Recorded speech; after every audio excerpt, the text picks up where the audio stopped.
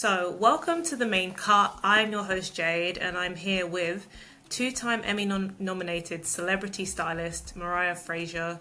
Mariah has well over a decade of experience in television and film, while she is now the department head of hair at Abbot Elementary. She has also been on the sets of some amazing shows like RuPaul's Drag Race, Claim to Fame, Trixie Hotel, and many, many more. And fun fact, Mariah is also known for being one of the fastest wig builders in Hollywood. We'll talk more about that throughout the conversation. But today we'll get to know more about her story, how she got into the industry, and where she got to today. So, welcome to the show, and thank you so much for giving us some of your time today, because I know things are super busy. Thank you for having me. No, we're super, super lucky to have you. So, thank you. And I think first, for those that are probably familiar with your shows but not familiar with you, it would be great if you could tell us a bit about, your journey into the world of television and film. So how did it all start? How did you get to where you are now? Oh my gosh. So years ago, and I mean it's a lot of years for me, but I stumbled upon a set called Vampire Diaries in Atlanta, Georgia. And one of my friends had called me and was like, "Hey, we need a third hairstylist. You're going to come be our third, and we want you to come play with us in Atlanta." Now, at the time, I lived in Ohio. And I was like, "Oh my God, of course I'll drive down to Atlanta, and kind of help out on the sets." And driving from Ohio to Atlanta was a thing me and my husband did. So, obviously, living in California, everyone here hates to commute. But an hour for us is nothing compared to what we used to do. We used to drive everywhere. So going to Atlanta was like a cakewalk, especially in our younger days. But I went to Atlanta and kind of basically this is to tell you how green I was. I went to Atlanta to quote unquote be the third, but I had no idea what a third hairstylist was. I had Right. no knowledge of what it was to be a part of a team full time or part time. Because usually, when you're a third hairstylist, you pretty much carry the weight, or any like weight that's spilled over from the department head to the key, and then there's a third. So I was the assistant to the assistant of the team, if that makes sense. And I didn't know they wanted me there like part time. Being a third is usually like a part time job. Sometimes you're there 5 days a week. Sometimes you're there 3 days out the week. It just really depends. But I had no idea what a third meant. I just thought I was supposed to go in, work a weekend, and then go back home, back to Ohio.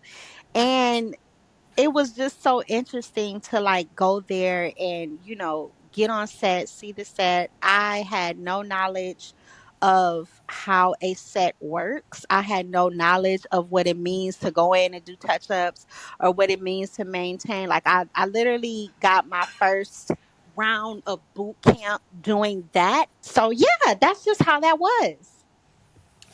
No, I mean that's amazing to know that that was your first step into Yes. the industry, and I mean you've been on some incredible ones since. So yes, basically, yeah, that was my first time ever being on a set. And they were like, "Oh, we want you to come back for this day and this day and that day." And I was like, "Wait, you want me to come back? I live in Ohio." And they was like, "You better figure it out." So unfortunately, I had to pass up that job, for what ended up being one of the biggest shows to date, actually, a very TV classic show, which was Vampire Diaries. And Right. that's where I caught the bug. I call it the set bug. That's when everything was opened up for me in that moment. And ever since then, I've been chasing that feeling. And I'm blessed to be on a show now, Abbott Elementary, as a department head of hair. So yeah, this is great. No, that's it. Incredible. And like I said, you've worked on some amazing sets, and I can imagine there have been a lot of experiences. Um, Yes. what's the one memory, if you can think of one, that you will never forget? Oh my gosh, there's so many. Um, I mean, like literally working, it's like this, working in the TV and film world sometimes can become a bit of a blur. And it's Mm, not a blur in a bad way. It's actually a blur in the a good way because you're living in the moment, right? mm, It's like it's almost like, yeah, you're literally living in the moment. So like we are currently filming our show Abbot Elementary, and we've been going since the summertime, but right now it feels like we just started yesterday. You know what I mean? It's almost like time kind of loses itself when you start filming and filming sets and filming on shows. And then when it does come out, you're like, oh, yeah, we did that like 2 years ago, but it feels like you did it yesterday. You know what I mean? And that's the beauty of this industry. So when it comes to like having a real moment or a real memory, it's mm. like, gosh, I think I should write these things down. I did a show called Nailed It. That was one of my first steady production shows when we moved to Los Angeles, California about 10 years ago. And I was doing Nicole Byer at that time. And, it was a brand new show. Um, and it was on Netflix. It's still on Netflix actually. And even doing that Okay. show was just fun to do. Like I had to learn very quick. That's one thing about me. Working in TV and film, you Mm, have to learn very, very fast and very, very quick. You have to make sure that you are paying yeah. attention. You have to make sure you're paying attention to detail. Before I got on Mm, Nailed It, I did another show called it was actually a Hallmark movie. Oh my God, what was this Hallmark movie called? I forgot. It's on my IMDb. But I did this Hallmark movie, and that was my first movie that I ever did. And when I say, and I was a key right. hairstylist at that time, and it was like a little non union situation. So that's a non union show or movie. The hairstylist and makeup artist can do both. So you can come in as Right. a hair and makeup artist and be a hair and makeup designer, and also a hair and Right. makeup assistant. So you have to be able to do both. But when you join the union, you have to be either hair or makeup. They're two separate entities. You can't just do both. Right. So that was when I did my first movie, and it was an interesting experience to say the least, but I felt like I needed that experience in order to make me pay attention to detail, make me learn how to do continuity. I know a lot of you all see and watch TV, and you're like, Mm, oh my God, why in the world would her hair, it has a side part, and now in the next frame it's a middle part, and then in the next frame the curls are tighter, but then this frame, and it literally plays out in like 1 minute. You know what I mean? And you're yeah. like, what is going on? It's because people didn't follow continuity. They might have shot that frame, earlier in the day, took a lunch break, didn't reset the curls. You see what I'm saying? It's so important Yeah. to maintain continuity. But while I'm talking about that, I do remember one thing that does stick out to me is when I did work Vampire Diaries, and I realized how they did, or how they made make how makeup artists make it look like there's a broken bone, because there was a scene where the werewolf breaks the bone, and they had to make it look like the bone was sticking out of the person's arm. And literally Oh, all they did was took a tree bark, painted it white, put some like fake blood and fake gore on it, and it really looked real.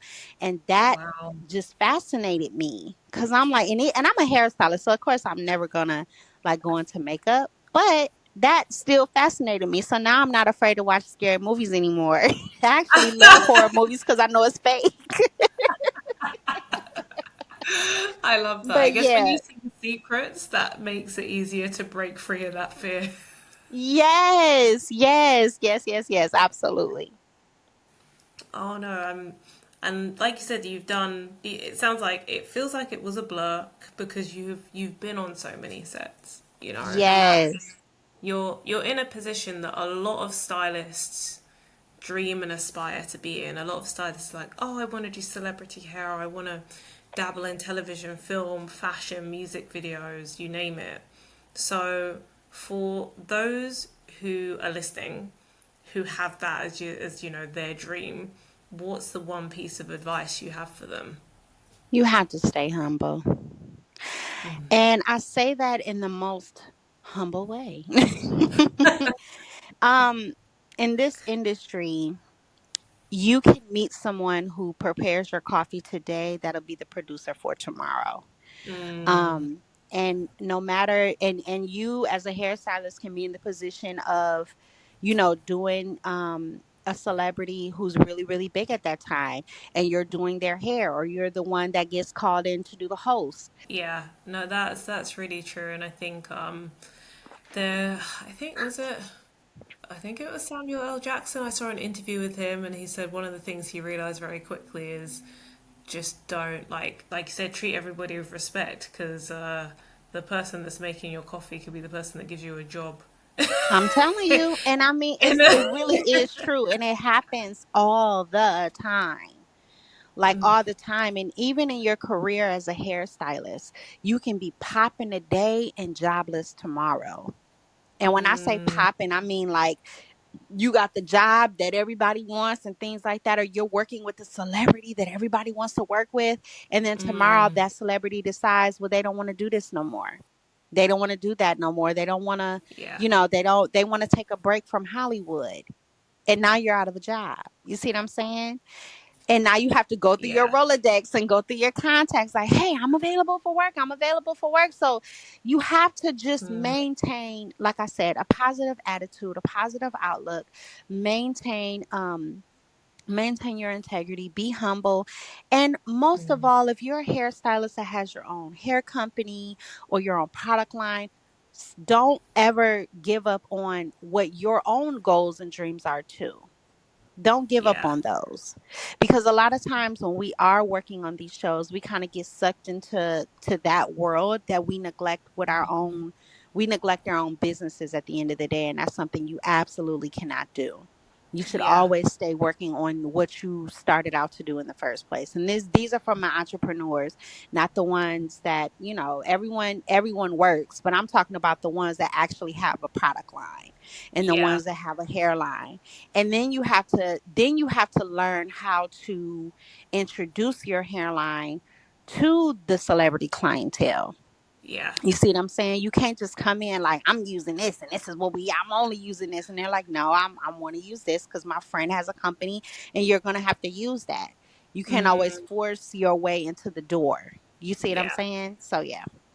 No, that's really good advice, and I hadn't actually thought of stylists, like you said, who have their own product line or their own hair care line, and how that has a huge impact, because this is like you said, it's long days. There are people that are working like 15-hour days on sets, and so Mhm. it's very easy to put something aside when you're like, oh, this show is the most important thing, but then you don't take the time to invest in yourself. No, you don't. You don't. And it's easy to forget until it's over. And then you're like, oh my gosh, like I stopped doing my ads. I stopped doing this. I stopped creating content. You absolutely have to find the time to chase your dream and still nurture your vision. Yeah. No, I love that. And I think that's something that all the hairstylists that are listening, that's something for them to take into consideration, most definitely. Yeah. And I mean, you've now been nominated for 2 Emmys for Abbot Yeah. Elementary. It's an amazing show. But what have you loved most about working on this series? Oh my gosh, being creative. I mean, I will tell you. In this, I love, first of all, a big shout out to Quinta Brunson, who is the showrunner and creator of Abbott Elementary. I love the fact of how she has evolved into this big mogul that she is today. And I love the fact that she allows me to tell the story through hair, or tell her story and the stories that are created in the writer's room. She allows me to do that through hair.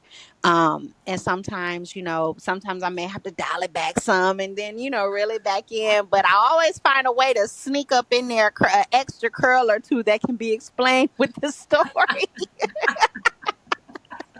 So I really have to, that's a, and that can only happen when you have someone like a Quinta Brunson Mm, who you can connect with and help share that vision. She understands, she understands the world. And when I say the world, I'm talking about the hairstyling world. She yeah. understands that. And because I understand that too, because I had a salon, came from Mm, Ohio all the way to Los Angeles, California. I understand that salon world. And, she grew up in the salon world. So to get, a powerhouse like herself and also me to connect on the same level, it just mm. makes it, a magical thing to create. And I'm just forever grateful for her for allowing me and trusting me with that. Yeah, and I mean, I guess it also speaks to the fact that in order for creatives like yourself, people who are in hair, people who are in makeup, to really put their stamp on a program or a film, they need that support and that understanding from the people Yes. who are leading, like you said, in terms of the script or the producers. That they need that, because Yes. without that, how can you then go on to say, oh, I want to bring this part of this character to life? Yes. And that's the most important thing. When I took over as department head, I was able to reimagine each character season Mm, two. okay. And I was able to reimagine that. I department head in season one, but I reimagined and remade everyone's wig season two, Right. and just revamped the whole look for season two, and it just evolved from there. And I just, once again, it was very much so careful thought, because I Mm, understood the characters, and I also understood the psyche of each character. Because see, that's the thing, when you're working on a show, you have to understand the psyche of it. You can't just say, oh yeah, well, this is just a short haircut, or this is just a curly hair, this is just a curly hair, mm, or natural, or this is just a short haircut. It really is more to it than that, because like you see, a haircut means everything, especially with Jacob's character. If you look at him from, the very, very beginning, or the inception of Abbott Elementary, and his evolution until now, it fits with his character. It yeah. fits with his dynamic. It fits with his youthfulness of the show. Same Yeah. thing with Janine.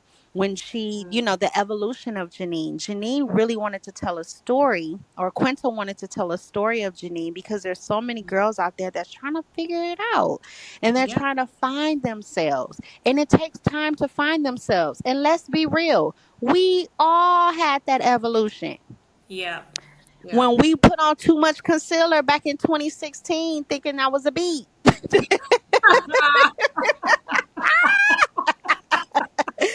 When we were following these trends, thinking they was working for us, but it wasn't. And even till now, to 2024, when we found ourselves. And I just threw that makeup tip in because, baby, I was light bright back in the day. I was like, why did I put that on, knowing that wasn't my color, knowing that I wasn't supposed to be looking like that? But my God, how have we evolved? Everybody has that evolution. Yeah. And it's just, once again, a way of finding themselves. Every girl in high school or junior high, what they wear their hair one way until they get grown and be like, okay, this is where I am, this is my Yeah. becoming. And same thing from when you go from college to the real world. Yeah. Even though you're still in the real world in college, it's just still, you're finding yourself in that era. You know what I mean? And I'm not talking to those who have it together. I'm talking to those who are literally still trying to find themselves. Yeah. And you tell that story within every evolution of each character. Even with Barbara's character. And even though Barbara's character kind of still remains the same, there's still these different variations of Barbara that we do get to put in there, like with the episode last year, where the cosmetologist came in and kind of spruced her up and did like a over glam makeup, not over glam, but like a super glam makeup, and also like put a little up in her step with the curl. And all we did was just tighten her curl and did a little flip on the side, but that means a lot to someone who doesn't do that often. Yeah. We all know that person that wears their hair the same way every single day, got a few grandkids and don't change. But Yeah. for her, a little change is a good sign. You see what I'm saying? Mm, And it just helps her step into her refinedness, just like when you're of age and you're like mature, you mm, age like fine wine. You see what I'm mm, saying? And that's also the story that we tell with Barbara and then Melissa. You mm. know, it's every character has its meaning. And even Yeah. Gregory, like we see this year with Gregory, even though the first episode dropped, we see, his look has changed. Now he's growing his hair out a Mm, little bit. You know what I'm saying? He kind of feeling himself. So these are things that, he's a little bit more relaxed, should I say. mm. These are things that we get to see, and I love that it gets to play out with the subtle stories through hair. So yeah. Oh, no, I think that's again, it's something that people relate to as well, right? Everybody relates to going through that phase. Like you said, we were experimenting and some of the experiments go wrong. So Uh-huh. when Yes. when Yeah. people see that in characters, it just becomes a much more relatable experience for them and it makes the characters more believable. You know, Yes. those moments and those imperfections and things like that, those are actually perfect because they relate to the character based on where they are now. Yes, and I think that's why people connect with Abbott Elementary so much, because they can Mm, see, if they don't see themselves in the characters, they see someone they know yes. in those characters. Yeah. And that is why authenticity matters for me. Mm. When I have a job like this with with the cast, and also even with our kids on our show. Like, Mm. anybody that comes work on our show, a lot of times people say, "Oh, well, they're BG. We don't need it. We just look them over and make sure they look good." Now, when Mm. you come to work on my show, you got to do hair, and you got Yeah. to know how to do children's hair. Because if you can't do a kid's hair, you not Yeah. touching an adult. That's just is what it is. And if Mm. children aren't your forte, you're not coming to work. Because children, their hair is just as important as Yeah. any cast that we bring on the show, whether it's a guest cast or Yeah. whatever. They're just as important because they also help tell the story to make it believable too. So Yeah. that's why we put so No, much that's. focus on, doing braids and doing twists. Because let's be honest, if Mm. you from Philly or the East Coast, you not sending your daughter out with no wet wash and go set and it's like 20 No. degrees outside. That don't make No. common sense. Cause guess what? We don't got time to take off work to take care of our kid because they done went outside with a wet head. Yeah. No one has time Ain't for nobody that. got time for that. You getting your hair braided up on Saturday, Sunday to get ready to go to school, and that hairstyle gonna last you for the whole week because ain't nobody got time to be getting up every morning to do your hair. So that's kind of, and I'm a mom. I know the mom just came up out of me, but that's literally the mentality that I have when I do these children, or the children that come to our show. That's the mentality that I have. And a lot of people who work on our show, some Mm. of them are not mothers, meaning they don't have Right. their own children, mothers or fathers. They don't have children of their own. But when they get here, Mm. they gonna be mamas and daddies. They have no choice. Yep, you have your choice. No, I really do love that, and I know that there's also been like a lot of in your role there. You know, you've from having over Hello. 100 wigs ready on set for Abbott and the cast to doing things like combining 5 wigs into one for RuPaul's Drag Race. There are very few people who can say that they have mastered wig making in the way that you have. And especially being able to create them so quickly and to such a high standard. So, how did you take the steps to really develop your craft? Oh, honey, I was thrown into the lion's den. So no, years ago I did a show called Hair Battle Spectacular. Yeah. Um, if you haven't watched it, it's on Apple TV. Okay. Um, and I was actually one of the fan favorites on the show. So season one, season one, I did that show and then came back season two as a guest judge. But that show was nothing but fantasy hair, and we had to create fantasy hair in 2 hours. Oh, Right. wow. And when I say fantasy, I'm talking about from scratch, not something that you pre build or just something that you know. You had to literally from inception to 2 hours you had to build fantasy hair pieces, and then Wow. we did two fantasy hair pieces a episode. So the first piece was like a little fantasy hair piece, and then the next piece had to be your big finish, and that was supposed to be Right. 5 hours.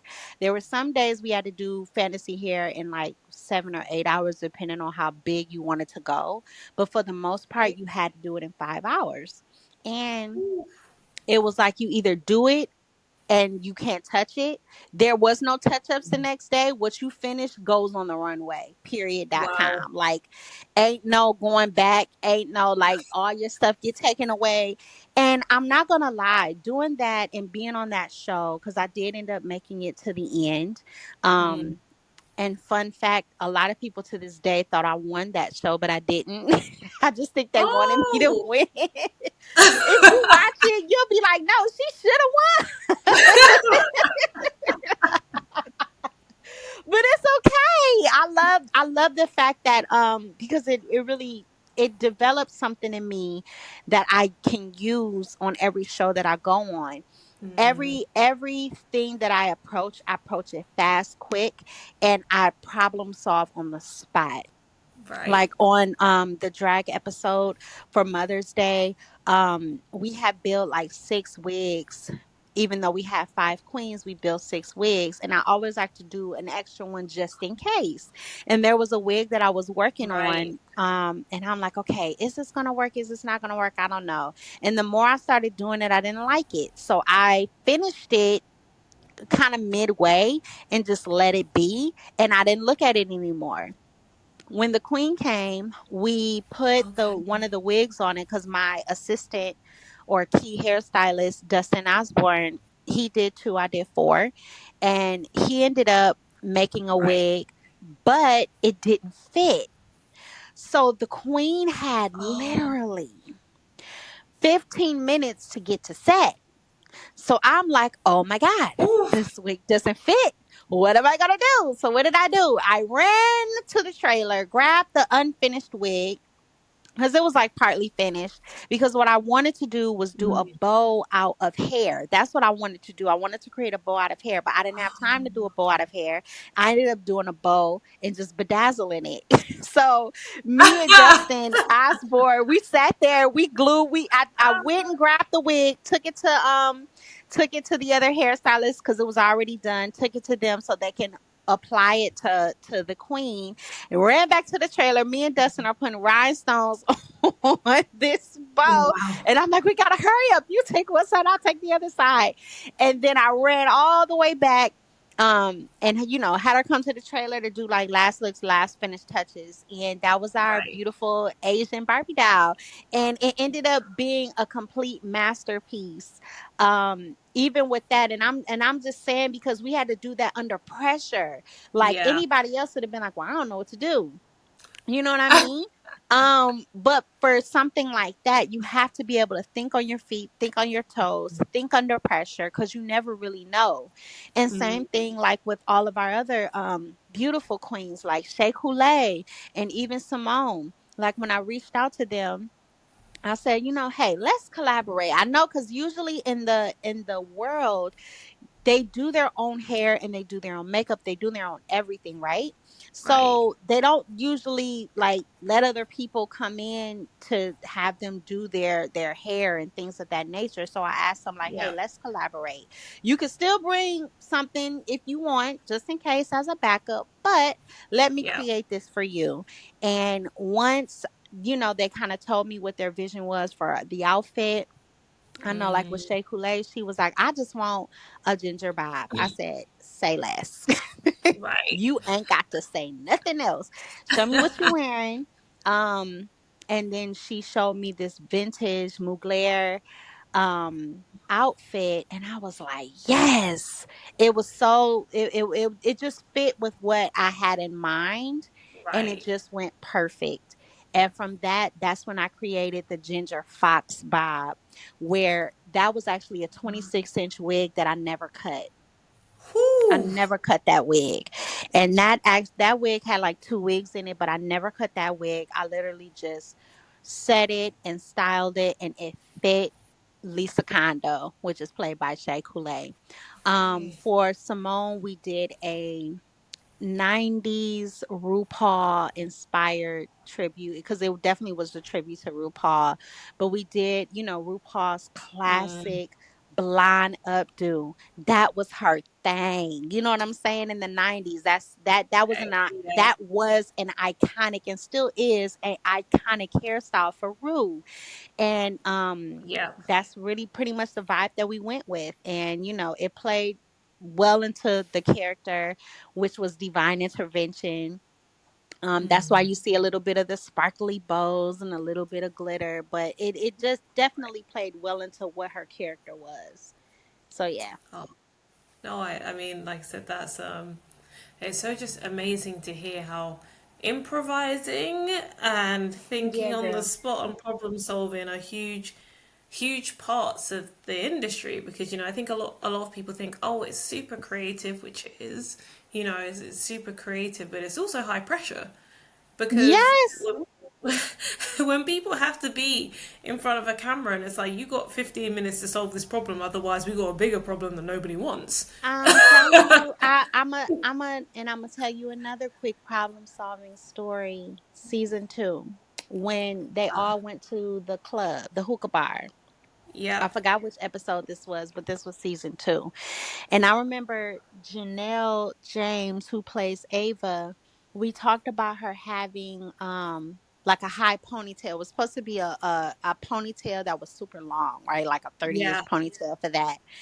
And I remember I was like, okay, I had a game plan on how I was going to do this ponytail, because I wasn't going to do it in a wig. I wanted it to look Mhm. very, very real. So I was just going to do like the two frontal methods: do the frontal in the front, a frontal in the back, and then slap a ponytail in the middle, and we in there, right? Yeah. So as I'm working with her and doing her hair, she's like, wait a minute, what are we doing? I want it half up, half down. I said, what? No. So let me tell you what I did. And mind you, this is another instance where I think with her, we had 30 minutes to get her to set. Because mind you, Ooh. when they have a small time, they still that's to set, which means once they leave hair and makeup, they have to get dressed, make sure their clothes fit, all of that, and then go to set. Right. So Okay. I told Christina, who is my she's also on our team, hairstylist on our team. I told her, she's our third. I told her, run grab me one of them wigs. I'm going to fold it in half, and I'm going to sew it to the back of her head. Oh, And wow. that's how we created that half of that top. So in the front, she really did have that frontal. Oh, wow. And I sewed a half wig on the back. And that's how we got that look for that hookah scene, or that hookah whole episode. And I That's mean, like I said, these memories all come back to me as I'm talking, because everything is a blur. But yeah, it's like, it's just one of those things. Oh, no, I mean, I love all of those memories. Those are such good stories. And also, Yes. just good for stylists to hear the realities of what it means to be on set, right? Because it's nice to Yes. get the awards. It's nice to get, the glory at the end of it, but you've got to go through the trials to Yes. You get have to go through the trials, the tribulations. I mean, gosh, I have one more, and then we can move on to the next one. there. I remember this past season, season 3, I made 2 wigs, and Quinta loved the first wig that we put on. So I Amazing. put that wig on, and I'm like, okay, we're done with this first episode. not the first episode, but we're done with it. I'm gonna wash this wig, put it in the dryer. Mm, We got this brand new dryer. yeah. But I did not. It This dryer was brand new, but it didn't have the settings on it corrected, should I Oh, say. So it didn't.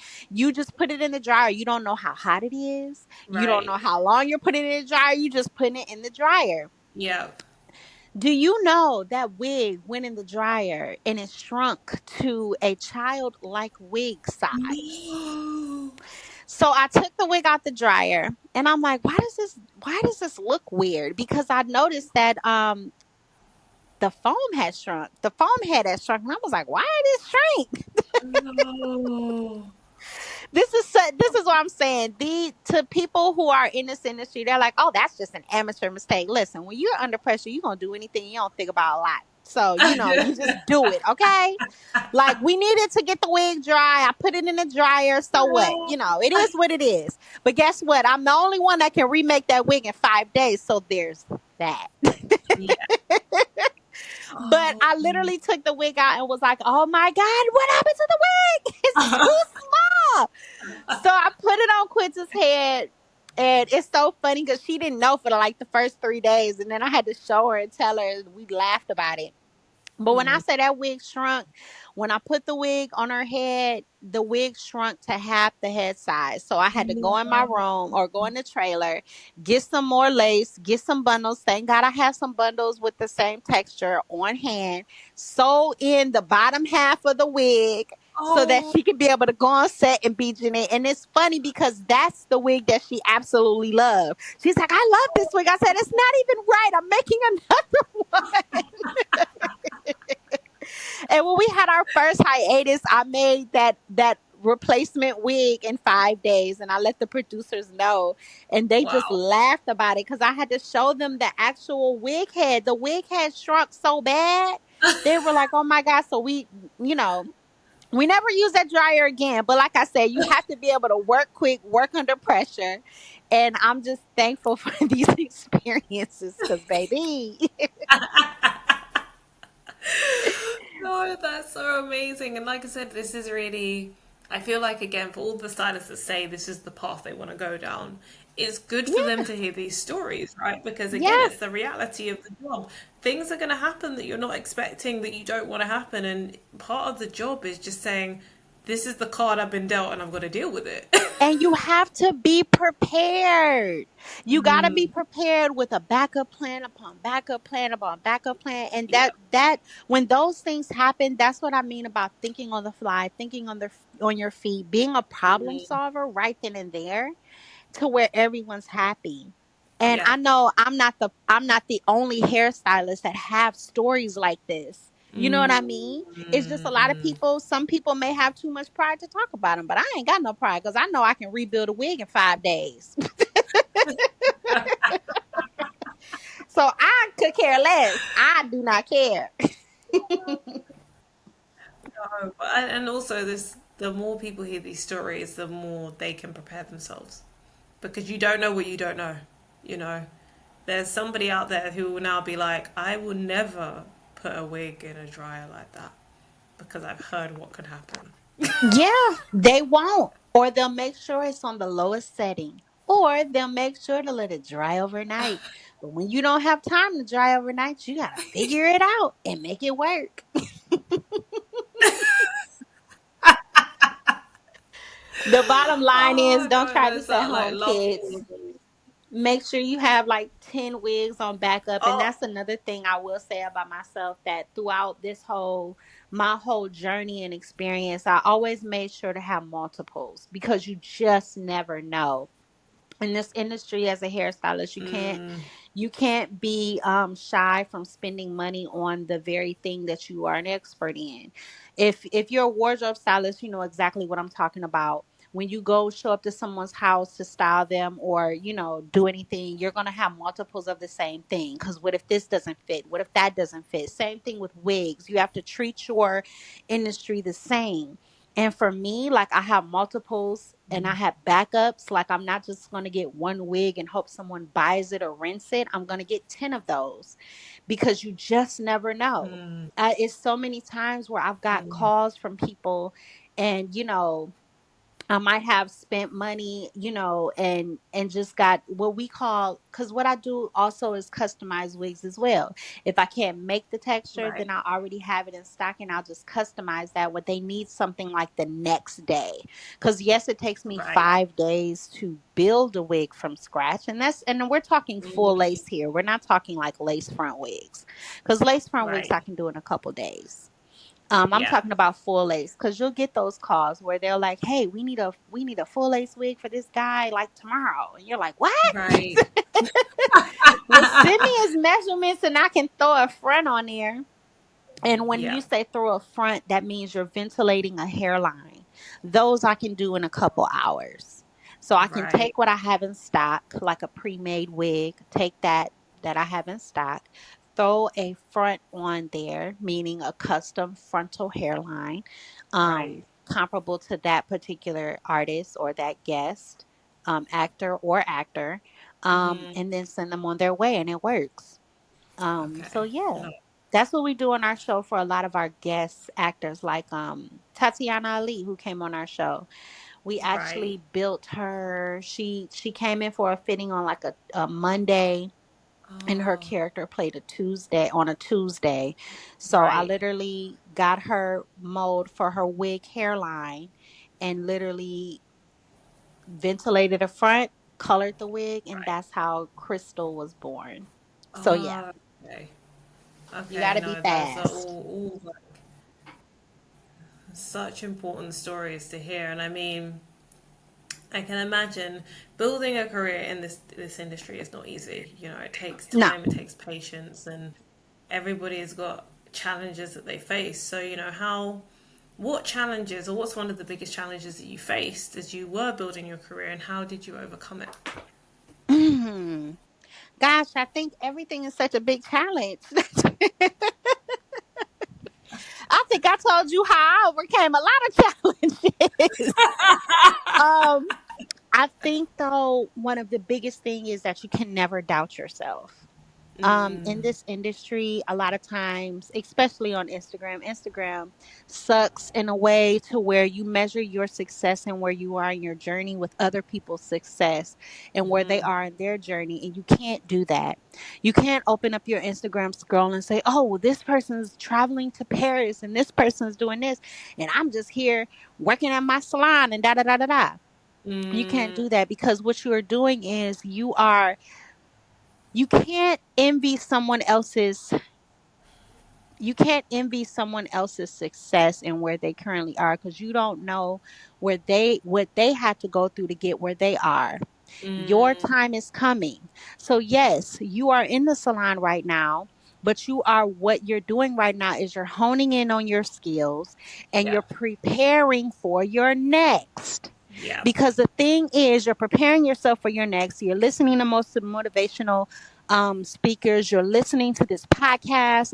You're Mm, writing down all these gems and these notes that you gather from all these different people and all these different hairstylists. So when you mm, do step into the industry and you get that big call, you'll be prepared. yeah. And you won't find yourself scrambling and not prepared. And oh my God, I forgot this track or I forgot my wig glue. Sometimes when you're packing your kit, you can forget the smallest thing, which is the biggest thing that Yeah. you need. Yeah. Something as Yeah. simple as like a razor comb or anything. You know what I mean? Mm, And those you gotta never ever ever ever ever despise small beginnings, and you mm, have to enjoy the journey. Trust me, I've been there. I went from sitting on my couch thinking like, dang, nobody's calling me. Nobody called me to work, something as simple, not simple, but nobody called me to work BET Awards. But then I mm, get a call to do hair for the Emmys and go viral. You see what I'm yeah. saying? It's like you got to prepare for those moments and you have to enjoy and embrace the process because what God has for you is for you and can't nobody take that away from you. No matter how many times people tell you you're not good enough, you are good Mm, enough. Keep taking those classes and be the best that you can be in your own lane. yeah. You got to create a lane for yourself and not Mm, veer off in someone else's lane. Oh, well, she can do this. I can do that too. I bet you yeah. can. But what can you do that makes you unique about you? Yeah. And that's what people are not like grasping at this moment, because Mm. everyone wants what you have, but they don't want to work for it. And Yeah. people think like, oh, well, she's on Abbott Elementary and da da da da da. Baby, I got on Abbott with years of experience. Mm. Mm. It wasn't happenstance. Yeah. I was Yeah. prepared for it. Yeah. And I'm prepared for the next and the next and the next. But I'm not ever going to give up. I'm not Hmm. ever going to give up on my dreams and my goals and my visions. I am embracing the journey, and I encourage everyone out there to embrace their journey, because let me tell you, once you get that call, it's going to be very fast.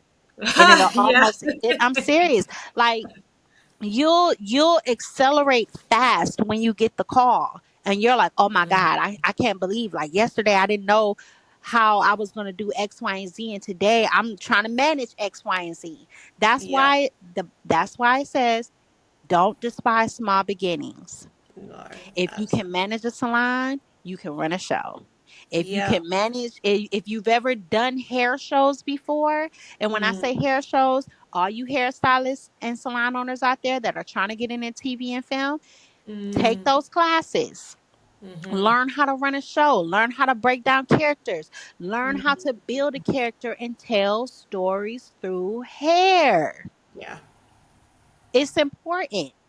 Everything doesn't always have to be stylized and glamorized. You No. can tell the story through someone's hair, just as the character that's getting out of bed first thing in the morning. When they get out Mm. of bed first thing in the morning, their hair is not going to be beautifully curled. You Mm. see what I'm saying? That's telling the story. When they get out of the shower, to get ready to go make their morning coffee, that's a certain hairstyle that they have. You get what I Yeah. mean? And these are the little bitty things that if you don't really learn and study your craft, you'll miss when you get the job opportunity. Yeah. So, yeah. No. 100%. And I think, as I say, comparison is the thief of joy. So you can't enjoy the Yes. moment that you're in if you're constantly comparing it to the moment that other people are having. Absolutely. Social media definitely doesn't help with that because I think it allows people to share so much so often. Mhm. And then we just end up consuming all of that. And that's where people make those, like I say, they're really unnecessary comparisons.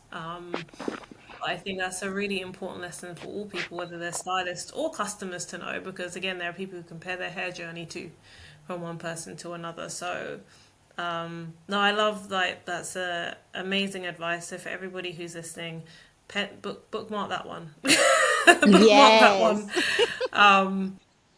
and save that one. But I mean, our time has flown by very quickly. We're almost at an hour, so I have one more question for you, Okay.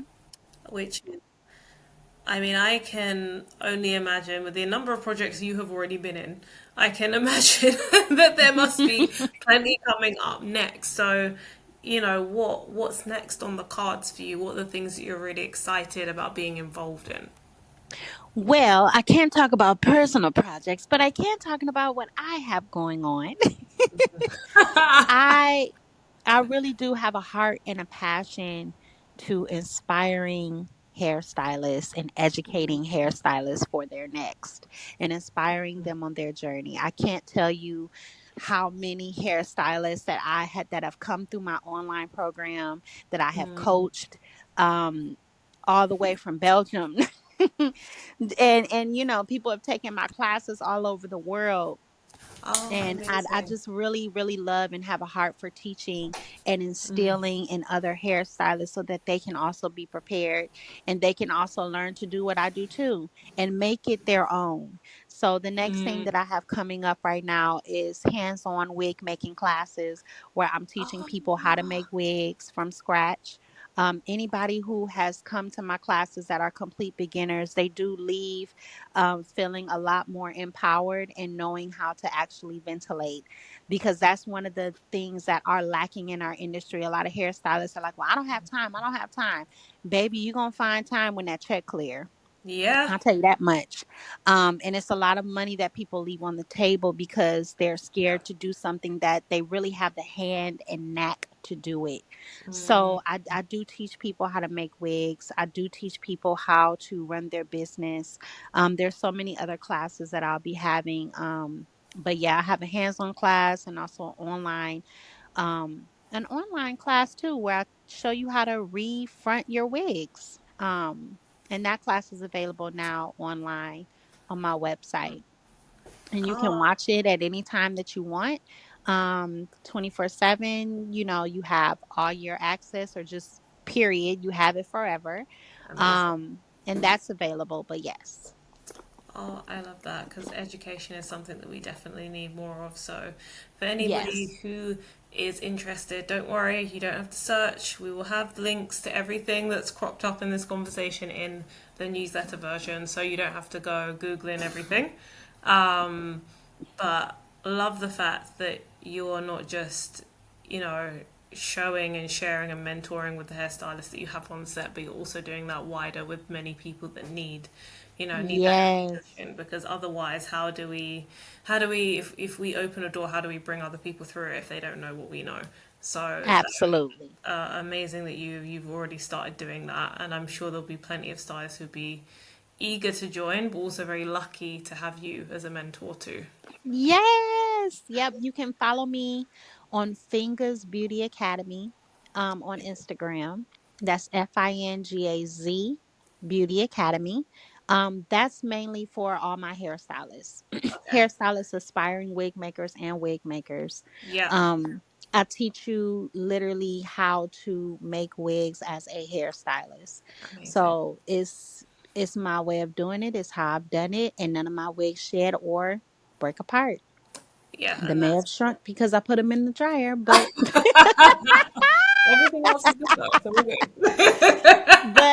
yep, tidbit number one, don't put your wig in a hot dryer like Don't do it. an oven. It's fine, but No, but yeah, so yeah, follow me there, and that's where you'll see all my tips, tricks. All my links are there as well, but amazing. I usually share a lot there, very interactive there.